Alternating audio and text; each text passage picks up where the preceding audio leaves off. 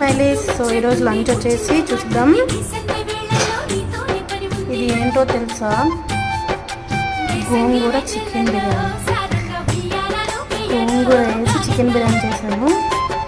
So దీంట్లో కాంబినేషన్గా అందాల రాధ విన్నాని గాథ ఇంకా ఉడుకుతా ఉంది.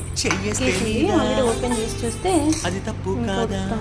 ఆయిల్ కదా అది. అందాల రాధ విన్నాని గాథ చెయ్యేస్తే మీద అది తప్పు కాదా? దీని కాంబినేషన్ చేస్తావు వెంటాడి వేధిస్తూ నన్ను తలనంటావు.